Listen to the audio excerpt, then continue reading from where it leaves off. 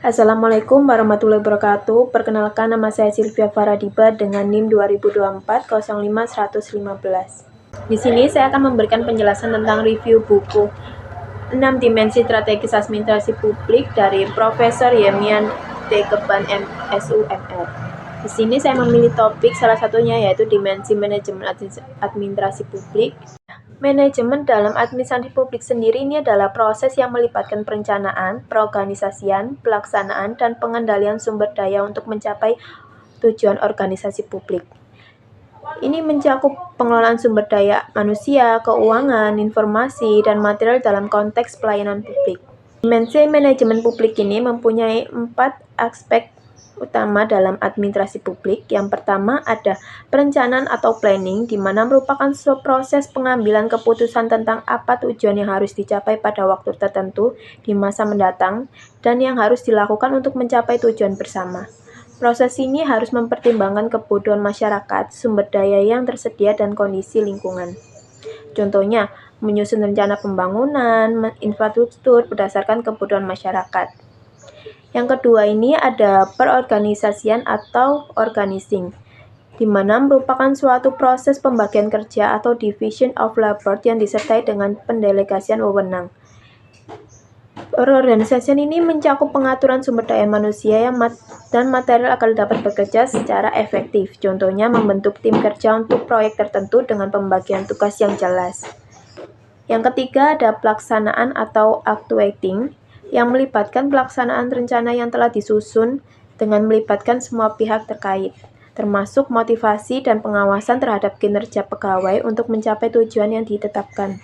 Contohnya mengimplementasikan program pelayanan publik dan memotivasi pegawai untuk memberikan pelayanan yang terbaik. Yang keempat ada pengendalian atau controlling, di mana proses pemantauan atau mengevaluasi kerja untuk memastikan bahwa tujuan tercapai. Pengendalian juga mencakup penyesuaian rencana jika diperlukan berdasarkan hasil evaluasi. Contohnya melakukan audit kinerja yang menilai aktivitas program yang telah dilaksanakan. Selanjutnya ada prinsip-prinsip manajemen. Prinsip manajemen ini melibatkan akuntabilitas, di mana manajer publik harus bertanggung jawab atas keputusan dan tindakan yang diambil serta dapat mempertanggungjawabkan pengguna sumber daya publik. Nah, selanjutnya ada transparansi, di mana proses pengambilan keputusan dan pelaksanaan kebijakan publik harus dilakukan secara terbuka agar masyarakat dapat mengawasi dan memberikan masukan. Selanjutnya ada partisipasi. Masyarakat harus dilibatkan dalam proses perencanaan dan pengambilan keputusan untuk memastikan bahwa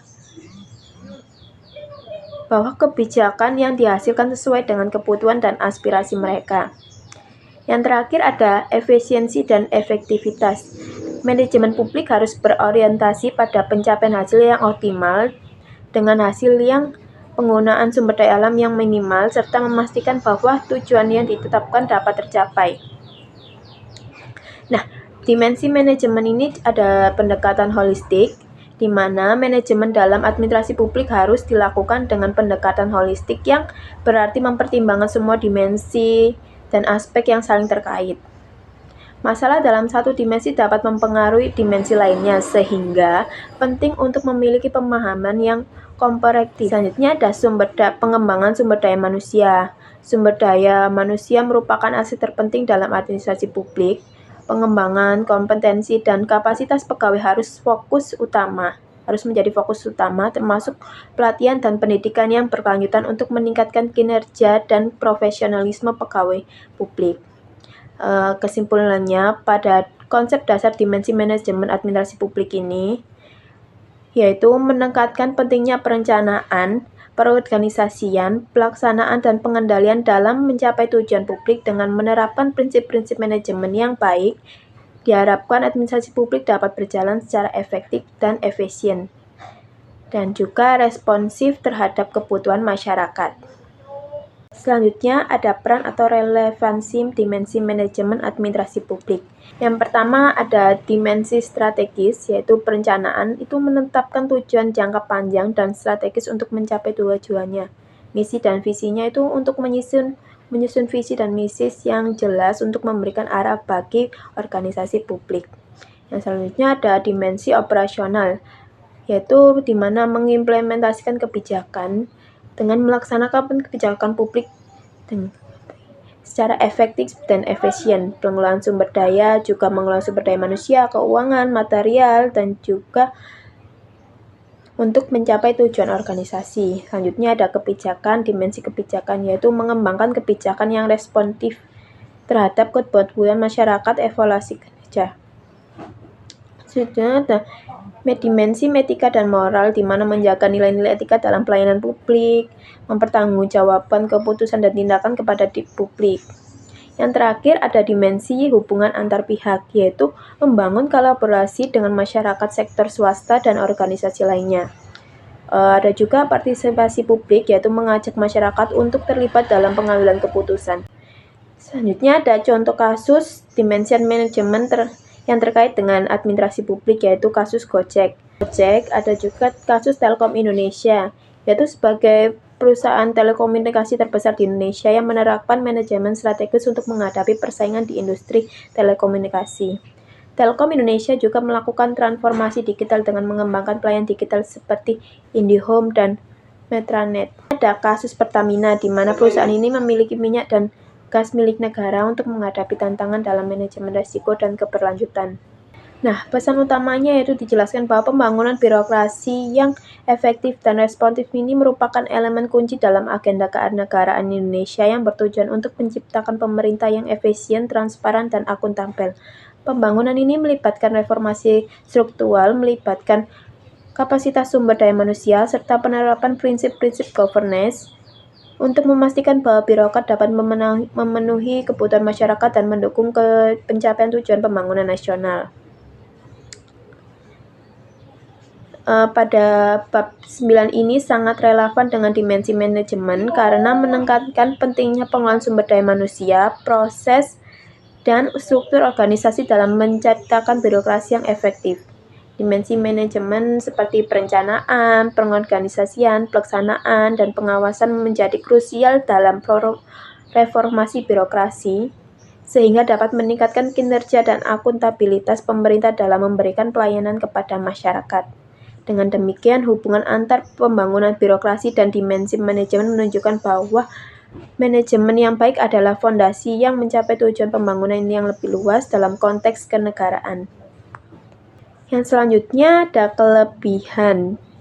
Buku yang saya baca ini kelebihannya yaitu yang pertama ada kedalaman teori, menyediakan pemahaman mendalam tentang teori administrasi publik. Yang selanjutnya ada relevansi konteks Indonesia, di mana mengaitkan teori dengan praktik Indonesia menjadikannya relevan bagi pembaca lokal. Yang selanjutnya ada pendekatan interdisipliner, yaitu mengintegrasikan berbagai disiplin ilmu, memperkaya perspektif pembaca. Dan selanjutnya ada fokus pada good governance. Nah, buku ini menekankan prinsip transparansi, akuntabilitas, dan partisipasi masyarakat. Kekurangannya dalam buku ini adalah keterbatasan studi kasus, yaitu kurangnya contoh konkret yang menunjukkan penerapan teori dalam publik atau dalam praktiknya. Dan bahasa yang kompleks, beberapa istilah teknis mungkin sulit dipahami oleh pembaca awam. Dan juga kurangnya pembaruan, beberapa informasi mungkin tidak mutakhir dengan pengembangan terbaru. Dan yang terakhir ada kontribusi, yaitu referensi akademis menjadi sumber penting bagi mahasiswa dan akademis di bidang administrasi publik. Selanjutnya ada panduan praktis. Ini memberikan wawasan bagi praktisi dalam merumuskan kebijakan publik yang lebih baik.